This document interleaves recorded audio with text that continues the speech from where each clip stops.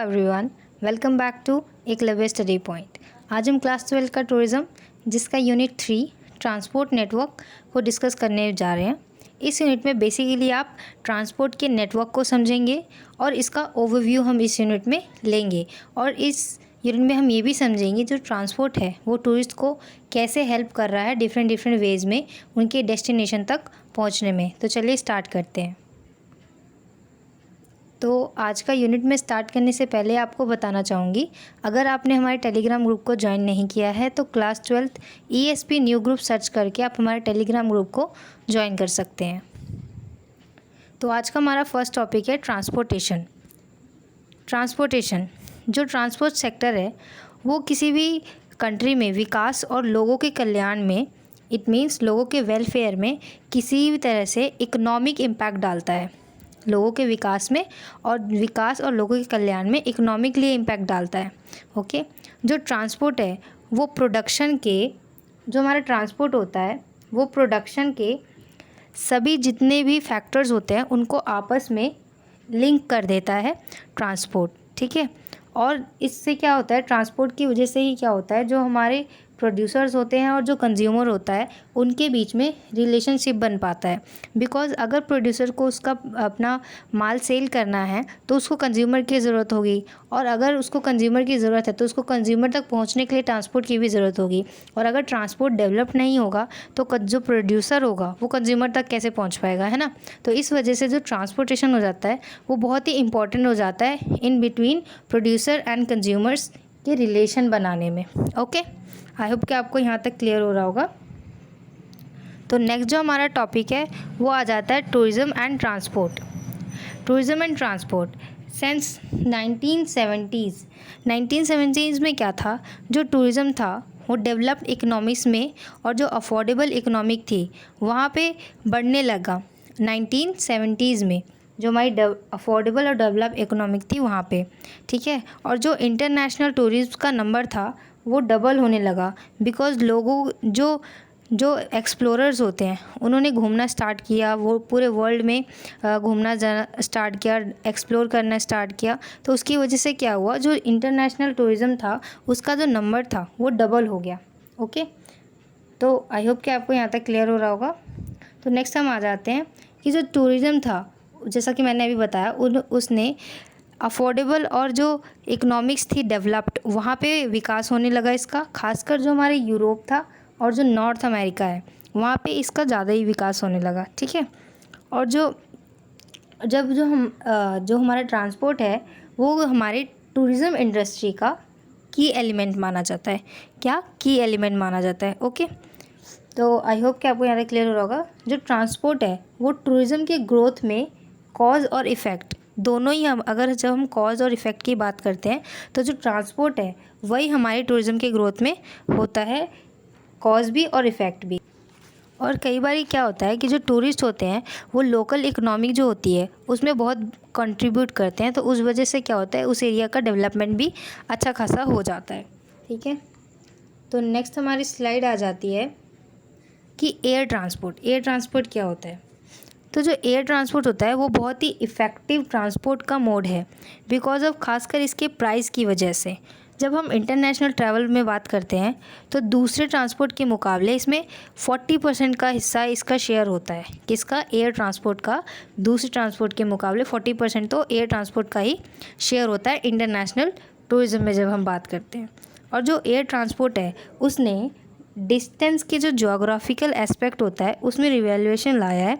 इसकी वजह से क्या होता है, आप जो रिमोट एरियाज़ होते हैं, जो दूर दराज के एरियाज़ वगैरह होते हैं और घने जंगले होते हैं, आप वहाँ पे भी आसानी से पहुँच सकते हैं। ठीक है, और अगर वर्ल्ड के किसी भी कोने में आपको जर्नी करनी है अराउंड द वर्ल्ड तो आप इन टर्म्स ऑफ आवर्स कुछ ही घंटों में आप वहाँ तक ईजिली पहुँच सकते हैं। ओके, आई होप कि यहाँ तक आपको समझ में आ रहा होगा।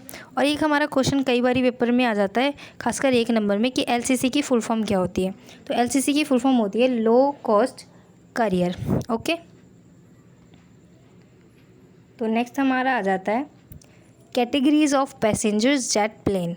जो हमारी कैटेगरीज होती है पैसेंजर जेट प्लेन्स की, उसकी 3 कैटेगरीज होती हैं, शॉर्ट रेंज, मीडियम रेंज और लॉन्ग रेंज एयरक्राफ्ट।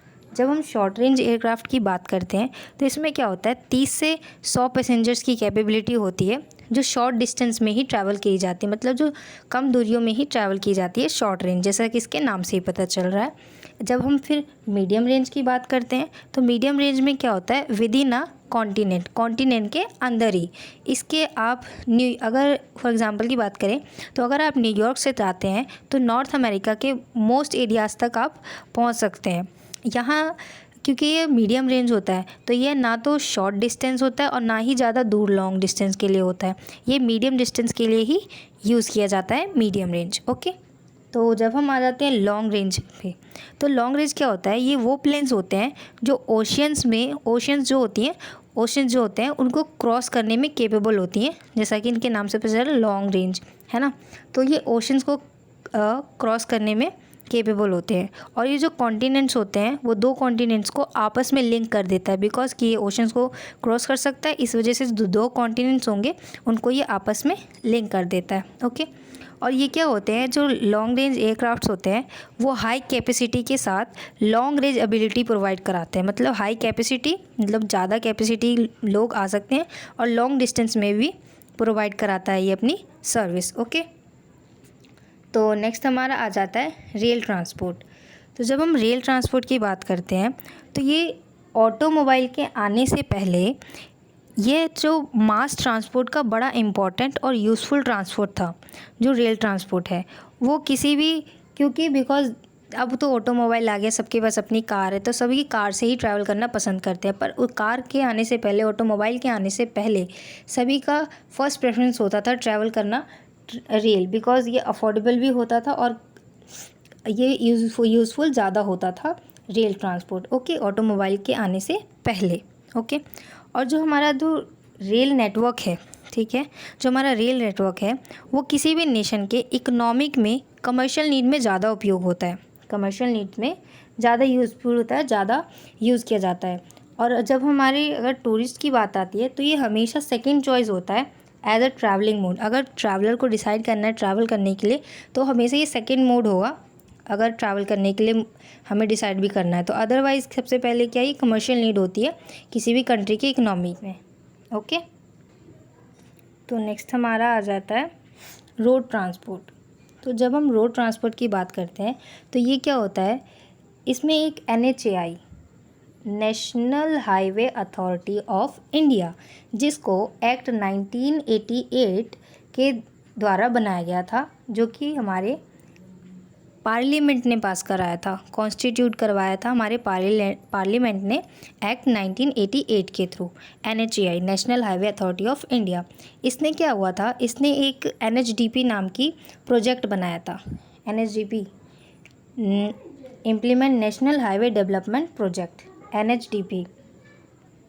जो NHDP प्रोजेक्ट है जिसको NHAI ने बनाया है एक्ट 1988 के थ्रू, इसके basically 2 development national highway authority का 2 मोटिव थे। फर्स्ट था कि हमें इंडिया का लार्जेस्ट हाईवे प्रोजेक्ट बनाना है, India's largest highway project. Okay, और सेकंड क्या था कि हमें uninterrupted traffic flow, without any traffic हमें अनइंटरप्टेड ट्रैफिक फ्लो देना था, और इंडिया का लार्जेस्ट हाईवे प्रोजेक्ट था जो हमारे NHDP के डेवलपमेंट में था, जिसको किसने बनाया था, NHAI ने एक्ट 1988 के थ्रू। ओके, आई होप कि आपको यहाँ तक क्लियर हो रहा होगा। तो नेक्स्ट हम आ जाते हैं कार ट्रैवलिंग और कोच ट्रैवलिंग। जब हम कार ट्रैवलिंग की बात करते हैं तो इसमें क्या होता है, ये इंडिपेंडेंट मीन्स ऑफ ट्रांसपोर्ट है।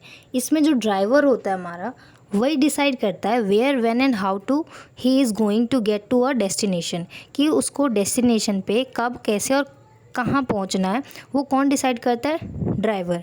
कब, जब हम कार ट्रैवलिंग की बात करते हैं, ठीक है। और जब हम कोच ट्रैवलिंग की बात करते हैं, जैसे कि इसका नाम से पता चल रहा है कोच ट्रैवलिंग, इसमें क्या होता है, जो हमारा कोच होता है वही सारी चीज़ें डिसाइड करना है, वेयर व्हेन और how he is going to reach that destination, वो कौन डिसाइड करता है, कोच हमारा डिसाइड करता है। ओके, जैसा कि यहाँ पे बताया हुआ है कि ये शॉर्ट ड्यूरेशन के लिए भी हो सकता है और मल्टी डेज जर्नी के लिए भी हो सकता है, where the coach is the conveyance. Okay, यहाँ पे हमारा कोच मेन हो जाता है, जबकि कार ट्रैवलिंग में हमारा ड्राइवर मेन होता है। ओके, आई होप कि आपको इन दोनों के बीच में डिफरेंस क्लियर हो रहा होगा। अब हम आ जाते हैं शिपिंग। शिपिंग क्या होता है? बेसिकली शिपिंग जो होता है वो फिज़िकल प्रोसेस होता है ट्रांसपोर्ट का। ओके, जो कमोडिटीज़, मर्चेंडीज़, गुड्स को सी के द्वारा ट्रांसपोर्ट कराया जाता है। गुड्स होते हैं हमारे जो हमारे रॉ मटेरियल्स होते हैं, प्रोडक्ट बनने से पहले जो रॉ मटेरियल्स वगैरह होती हैं वो हमारे गुड्स कहलाते हैं। ओके, तो जितने भी कमोडिटीज़, मर्चेंडीज़, गुड्स होती है उनको कार्गो के थ्रू सी के द्वारा ट्रांसपोर्ट कराया जाता है शिपिंग में। ठीक है, और यहाँ पे थोड़ा सा ध्यान दीजिएगा, जब हम ग्राउंड ट्रांसपोर्ट की बात करते हैं तो जो ग्राउंड ट्रांसपोर्ट है वो एयर ट्रांसपोर्ट थे तो अफोर्डेबल होता है, एयर ट्रांसपोर्ट से अफोर्डेबल होता है, लेकिन जब सी ट्रांसपोर्ट की बात आती है तो ये मोर एक्सपेंसिव, ये ज़्यादा एक्सपेंसिव होता है सी ट्रांसपोर्ट के अकॉर्डिंग। ठीक है, और ये क्योंकि ये महंगा होता है, खासकर जो हमारी डेवलपिंग कंट्रीज़ होती हैं लाइक इंडिया, तो यहाँ पे क्या होगा, जो ग्राउंड ट्रांसपोर्ट है वो एयर ट्रांसपोर्ट से अफोर्डेबल होती है, पर जो सी की बात आती है तो ये ज़्यादा एक्सपेंसिव हो जाता है। ठीक है, आई होप कि आपको यहाँ तक क्लियर हो रहा होगा। तो नेक्स्ट हमारा आ जाता है आज के हमारे ये छोटे छोटे कुछ इम्पॉर्टेंट क्वेश्चंस हैं जो कई बार क्वेश्चंस जो एग्ज़ाम्स में पूछ लिए जाते हैं। तो फर्स्ट हमारा है क्रूसेस। तो जब हम क्रूसेस की बात करते हैं तो जो cruises are mainly concentrated towards short sea a journey about a week. ये क्या होती हैं, जो हमारे क्रूसेस होते हैं वो अगर अबाउट अ वीक, एक हफ्ते के लगभग की जर्नी होती है जिसमें हमारे क्रूसेस को यूज़ किया जाता है, क्रूसेस का इस्तेमाल किया जाता है। ओके, और जब फ्लोटिंग रिजॉर्ट्स की बात करते हैं, फ्लोटिंग रिजॉर्ट्स, तो इसमें क्या होता है, जो गेस्ट होते हैं वो लग्जरी और entertainment while towards moving their multiple destination. It means floating resorts, ये कई बार एग्जाम्स में आता है फ्लोटिंग रिजॉर्ट्स वाला क्वेश्चन कि फ्लोटिंग रिजॉर्ट्स क्या होते हैं। तो फ्लोटिंग रिजॉर्ट्स वो होते हैं जिसमें गेस्ट को लग्जीरियस सर्विसेज दी जाती हैं और एंटरटेनमेंट दिया जाता है उनके यात्रा के दौरान, जब तक वो डेस्टिनेशन तक पहुंच नहीं जाते तब तक उन्हें लग्जीरियस और एंटरटेनमेंट दिया जाता है। ओके, और जब हम स्टार क्रूज़ की बात करते हैं तो जो स्टार क्रूज़ है वो हांगकांग का एक क्रूज़ मेंबर है। ठीक है, जो कि वर्ल्ड का थर्ड लार्जेस्ट क्रूज़ लाइन भी है। ओके, स्टार क्रूज़ हांगकांग का मेंबर है और इन वर्ल्ड का थर्ड लार्जेस्ट क्रूज़ लाइन भी है। ओके, और एक और यहाँ पे हमारा इंपॉर्टेंट टॉपिक हो जाता है लॉरी, जो कई बारी एग्जाम्स में पूछ लिया जाता है। लॉरी क्या होता है? Lorry, what do you understand by lorry? तो लॉरी लैंड और ground shipping can be by train और ट्रक। ओके, ये क्या होता है, लैंड या फिर ग्राउंड होता है बेसिकली इसका मतलब, जिसमें शिपिंग कराई जाती है ट्रेन या फिर ट्रक के थ्रू। ओके, तो आज हमने समझा shipping, road transport, rail transport, इन सारी चीज़ों को आज हमने डिटेल में समझा। तो आई होप कि आपको आज के ये सारे क्वेश्चंस क्लियर हुए होंगे। अगर फिर भी आपको कोई क्वेश्चन है, कोई डाउट है, तो do right in the comment section. यहाँ पे आज का यूनिट हमारा यूनिट 3 ख़त्म हो जाता है। इससे पहले मैं आपको बताना चाहूँगी कि हमने यूनिट 1 और यूनिट 2 भी कंप्लीट करवा दिया है। अगर आपने अभी तक उसे नहीं देखा है तो जाइए और पहले उन दोनों वीडियोस को देख लीजिए, उसके बाद आपको 3rd यूनिट ज़्यादा अच्छे से क्लियर होगा। तो यहाँ पे हमारा 3rd यूनिट भी ख़त्म हो जाता है। अगर आपको कोई डाउट है तो do right in the comment section and don't forget to like, share and subscribe. Thank you everyone.